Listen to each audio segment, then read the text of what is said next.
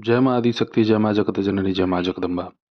एक उत्तम साधक हैं माता बगलामुखी के, जिन्होंने माता के मूल मंत्र के साथ साथ बीज मंत्र की साधना भी संपन्न कर रखी है।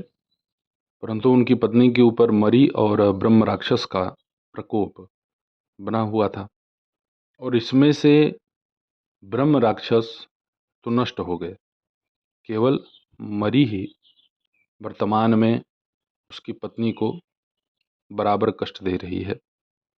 गाली बकना, बाल नोचना, सिर पटकना जमीन पे, छत पर से कूदने का प्रयत्न करना, बहुत सारा ऐसा वो क्रियाकलाप उससे करवाना चाहती है जिससे कि ये मर जाए। और उसे उससे चिढ़ इसलिए है क्योंकि सिंदूर, जब विवाह हो रहा था तो सिंदूर दान होता है।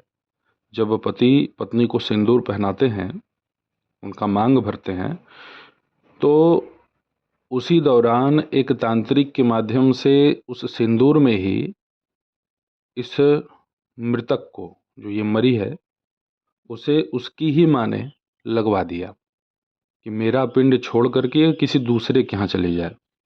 अब करे क्या भैया ऐसे विचारधारा रखने वालों का, और साथ में ये जो तांत्रिक ऐसे हैं कि हंसते खेलते परिवार को नष्ट करने के लिए जो ये सब जन्म ले लेते हैं ना, अब इनको हम क्या कहें।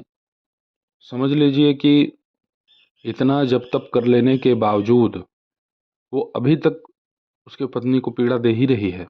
ब्रह्म तो नष्ट हो गया, वो जल गया, 1.25 महीने में ही उसका काम खत्म, और वो जला धूमावती की साधना से।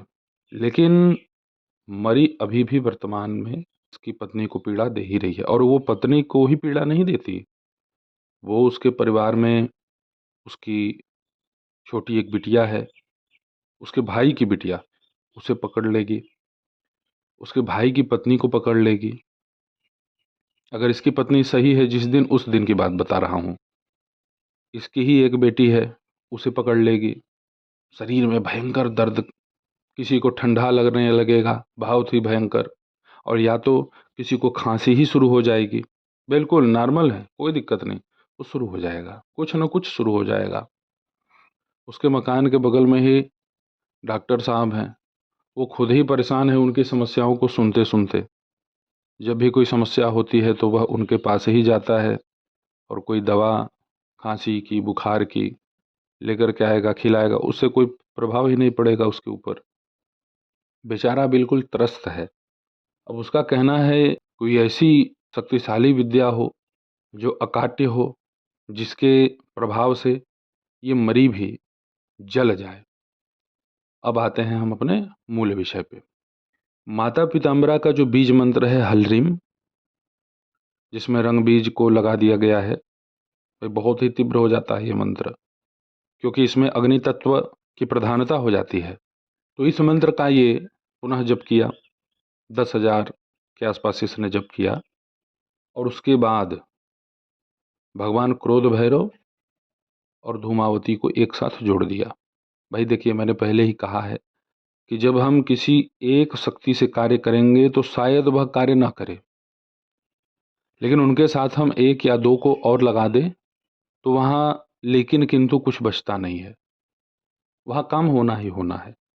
तो इसने भगवान क्रोध भैरव और धूमावती माता को एक साथ जोड़ दिया, और दोनों महाशक्ति इतनी प्रचंड हैं कि इनके सामने कोई खड़ा नहीं हो सकता, और इनकी अवज्ञा कोई नहीं कर सकता। वो भूत प्रेत हो चाहे देवदानव हो, कोई भी, किसी में इतनी हिम्मत नहीं है कि क्रोध भैरव या फिर आपके माता धूमावती का अपमान कर दे।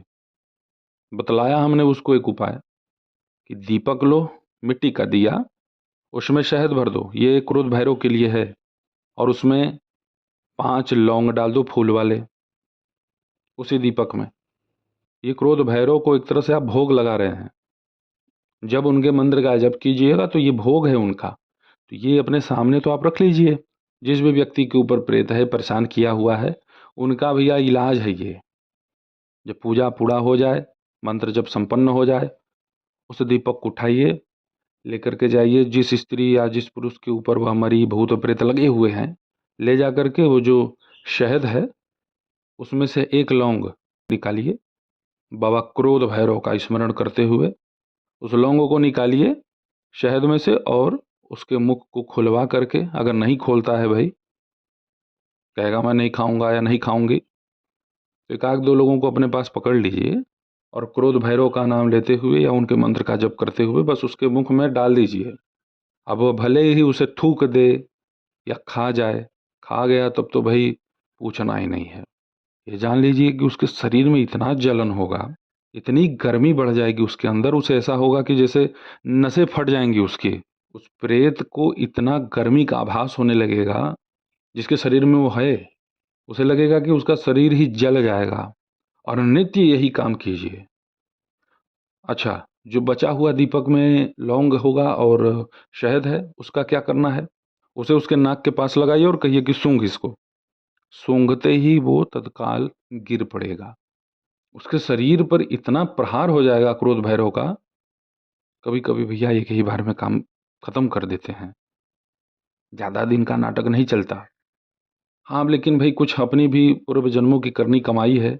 अब ऐसा तो है नहीं कि भाई चमत्कार हो जाए हमारे जीवन में कि एक ही बार मंत्र जपा और एक ही बार में काम हो गया। अब ये तो हमारे जप तप पर निर्भर करता है और हमारी आस्था पे कि हम कितना प्रबल प्रगाढ़ विश्वास कर रहे हैं अपने जो है इष्ट शक्ति। भाई माता पिताम्बरा के आप उपासक हैं तो ऐसा थोड़ी ना है कि आप माता पिताम्बरा का सारा व्यवस्था छोड़ दीजिए। अरे भैया आप कुछ नहीं होगा, अब हमारे बस का नहीं है, हम माता पिताम्बरा की साधना करते करते थक गए, माता सुन ही नहीं रही है। माता ही तो दे रही है ना व्यवस्था। यह व्यवस्थाएं कहाँ से मिल रही हैं? माता ही तो दिलवा रही हैं। माता पिताम्बरा अगर आपका कार्य नहीं करना चाहती हैं तो वो किसी न किसी को दिलवा रही है ना। भाई धूमावती कौन है? क्रोध भैरव कौन है? सभी माता पिताम्बरा का ही अपना परिवार है, कोई बटा वटा नहीं है। एक माला माता पिताम्बरा के बीज मंत्र का हल्रिम, इसका आप एक माला कीजिए। उसके बाद माता धूमावती के मंत्र का ओम धूम धूम धूमावती सर्व प्रेत फट स्वाहा, इस मंत्र का 21 बार आप जप कर लीजिएगा। और उसके बाद भगवान क्रोध भैरव के ओम हुम वज्रफट क्रूं क्रों क्रूं क्रूं हुम फट स्वाहा, इस मंत्र का आपको 1000 जप करना है। किसी भी भैरव जी की प्रतिमा हो, कोई भी शिव मंदिर हो, माता पिताम्बरा के ही विग्रह के सन्मुख बैठ के आप जप कर सकते हैं। भैरव जी का आज कोई फोटो चित्र खरीदने की आवश्यकता नहीं है। डिस्क्रिप्शन में मैं आप सभी लोगों को मंत्र लिख करके दे दूंगा। इतना चमत्कारिक आपको इसका प्रभाव दिखेगा, इतना प्रबल प्रभाव दिखेगा। भूत प्रेतों का रोते नहीं बनता है। देखिए भूत प्रेत बुद्धि भी बहुत बढ़िया से खराब कर देते हैं। इतनी समस्या आपको वो दिखा देंगे, रहेगा एक ही, और ऐसा प्रतिक्रिया कर देगा ना कि आपको लगेगा कि नहीं 12 हैं 15 हैं, और आपका कोई गाइडेंस कर भी नहीं रहा है तो आपको आभास भी होने लगेगा। वो आभास आपको हो क्यों रहा है? वो इसलिए हो रहा है क्योंकि आप 90% उनके द्वारा ही संचालित हो रहे हैं। जो प्रेत बाधा आपके यहाँ है, आपको दिख रही समस्या, आप केवल उस पर नजर बनाए बैठे हैं। खुद से ही गुरु जी महाराज जी बन गए, अब इसको मैं ये प्रयोग करके ठीक करूंगा। अरे वो तो चाह ही रहा है कि तुम यही जप करो जिससे कि उसे तुम्हारा जप प्राप्त हो जाए और तुम और पागल बन जाओगे। बहुत सारे ऐसे लोगों से हम मिलते हैं, नित्य का काम है, वो सपने में देख लिए कोई देवी देवता, लग गए उनका सेवा करने, और बाद में क्या हुआ कि ब्रह्म सिद्ध हो गए। हाँ अब बतलाइए क्या किया जाएगा? इसीलिए कहा जाता है कि किसी अच्छे जगह जाइए। अच्छे जगह का मतलब जिस भी व्यक्ति के उपाय प्रयोग आपको आकर्षित करे। मैं यूट्यूब पे अकेला नहीं हूँ, और मैं ये कभी नहीं कहता कि मैं ही संसार का सर्वश्रेष्ठ साधक उपासक हूँ, कभी नहीं। हमारे इस धरातल पे एक से एक वीर धीर तपस्वी हैं जो समाज का हित कल्याण करने के लिए ही बने हुए हैं। भाई उनसे आप मार्गदर्शन लीजिए, और मार्गदर्शन गर्मी दिखा के नहीं लिया जाता। आप गए, शरणागति ले ही नहीं रहे हैं, और डायरेक्टली वहाँ जा कर के पूछ दीजिए भैया मेरा काम वाम करोगे कि नहीं। ये अगर आप वहाँ जा कर के पूछ दोगे ना, तो हो सकता है आपकी समस्या कुछ और बढ़ ही जाए, समस्या का समाधान नहीं होगा। इस लहजे का इस्तेमाल करोगे अपनी समस्या का नाश करने के लिए। माता बगलामुखी का मूल मंत्र है ना 36 अक्षरी, इसका जप हर प्रकार के भूत प्रेत बाधा के नाश के लिए तो भाई अद्वितीय माना गया है। इसके भी जप का बल आपके पास होना चाहिए। ऐसा नहीं कि बस केवल 10,000 जप कर दिया और लगे बड़े बड़े प्रयोग करने, तो इसमें आपको सफलता नहीं मिलेगी। जब क्रोध भैरव भगवान का आपको पूजा करना होगा तो सरसों के तेल का दीपक आपको प्रज्वलित करना है। 4 मुखी बाती उसमें प्रयोग होगी। 11 लौंग डाल दीजिएगा उसमें, फूल वाले। और उसमें नीम का तेल आपके आसपास कहीं ना कहीं जरूर मिलेगा। नीम का तेल खरीद लीजिएगा। उसमें 1 चम्मच के हिसाब से नीम का तेल भी डाल दीजिएगा। बहुत ही ज़्यादा कड़वाहट हो जाएगा, और ये कड़वाहट उस प्रेत के लिए काल है।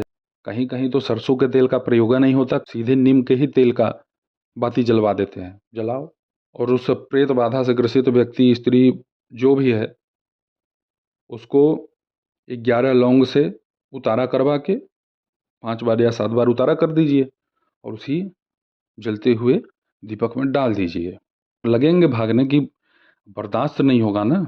और क्रोध भैरव भगवान भैया जब अपने पे आ जाएंगे तो फिर वो एक ही मिनट में, एक ही सेकंड में उस प्रेत का नाश कर देंगे। प्रेतों को मार डालते हैं क्रोध भैरव, वहां मौका नहीं देते। जाओ, तुम्हें हमने क्षमा किया, कुछ नहीं। यदि इनके आदेश का कोई उल्लंघन कर दे, इनके मंत्र जप करने वाले का कोई अपमान तिरस्कार कर दे, तो समझ लीजिए उसके लिए मौत निश्चित है। भगवान क्रोध भैरव की ये साधना आप कम से कम 41 दिन तक लगातार कीजिए। भगवान क्रोध भैरव के मंत्र का एक दिन में 1000 से ज़्यादा जप मत कीजिएगा। स्वाभाविक है, इस मंत्र का जप करते समय आपको हो सकता है ज़्यादा ही क्रोध आ जाए। अपने पास में एक जल का पात्र आप रखिएगा। उस जल के पात्र से अपने कानों के पास थोड़ा सा जल लगा लें, आँखों के पास लगा लें, 5 बार लंबी गहरी सांस ले लें, मन में निवेदन करते हुए भगवान क्रोध भैरव से कि प्रभु मेरी रक्षा कीजिए, जो भी गंदी ऊर्जाएं हैं उसको नष्ट कीजिए। फिर से उनकी सेवा में लग जाइए। हमेशा समर्पित रहिए। समर्पित रहेंगे, कहीं से कोई बाल बांका नहीं होगा।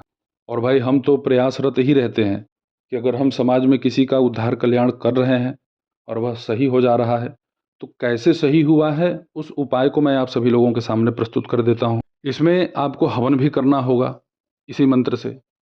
माता पिताम्बरा के बीज मंत्र से 11 आहुति दे दीजिएगा। फिर माता धूमावती के मंत्र से 11 आहुति दे दीजिएगा। फिर उसके बाद 1000 जब कर रहे हैं तो भाई एक माला आपको दशांश के हिसाब से क्रोध भैरव भगवान का भी हवन कर देना है। सामग्री, बहुत प्रचंड प्रेत बाधा है, त्रस्त हो चुके हैं, तो उसके लिए आपको क्या सामग्री लेनी है?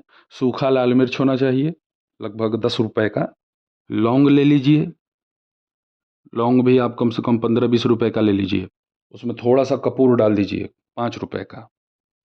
100 ग्राम गुगुल ले लीजिए, तो 100 ग्राम गुगुल उसमें डालना नहीं है, उसमें से थोड़ा सा आप तोड़ लीजिए टुकड़ा, लगभग 1 ग्राम 2 ग्राम, उसको उसी में थोड़ा सा टुकड़ा डाल दीजिए। और नीम का तेल, नीम का तेल कम से कम 5 चम्मच उसमें डालिए, उसी सामग्री में, और इसे अच्छे से मिला दीजिए। माला बाएं हाथ से जपिएगा हवन के समय, और दाहिने हाथ से अंगूठे और कानी उंगली की सहायता से आप आहुति दीजिएगा। इसमें वाराही, सुकरी, मृगी, ये सब मुद्राएं कुछ मतलब नहीं है। अंगूठा और कानी उंगली, केवल इसी से आप आहुति प्रदान कीजिए। और इसमें आपको मदिरा भी मिला लेना है, थोड़ी सी मदिरा। बेल के पत्ते मिल जाएं तो उसके पत्तों को छोटा छोटा टुकड़ा आप कर लीजिए, उसे भी डाल दीजिए, 5-10 पत्ते ले लीजिए। और लाल या पीला कोई भी फूल मिल जाए, एक आध दो पुष्पों की पंखुड़ियों को छोटा छोटा तोड़ के उससे भी उसमें डाल दीजिए, मिला दीजिए, और उसी से आम की लकड़ी पे हवन कर दीजिए। घर में ही कीजिए, गजब का प्रभाव देखने को मिलता है, गजब। आपके घर में वह प्रेत इतना शोर मचाएगा, आपको करने नहीं देगा वो, लेकिन हिम्मत नहीं हार रहा है। लग जाइए इस भाव से कि जब तुम हमको परेशान किए हो तो तुमको भी हम छोड़ेंगे नहीं अब। और भगवान क्रोध भैरव भैया है ही ऐसे कि एक बार इनको जो पकड़ ले माँ के साथ, तब तो उसका काम होना ही होना है, कोई रोक नहीं सकता। नित्य 1 नींबू की बलि आपको देनी है उस प्रेत पीड़ित व्यक्ति या जो भी होगा उसके ऊपर से। एक बार नींबू का उतारा कीजिए, और उसे खड़ा ही चाकू से काट दीजिए और उसे अपने घर के बाहर ले जा कर के किसी बहते हुए जल में या जिस कुएं का पानी कोई नहीं पीता है उसी में फेंक दीजिए और उसके बाद घर चले आइए, हाथ पैर धोइए। ऐसे ही 41 दिन तक आपको नित्य करना है।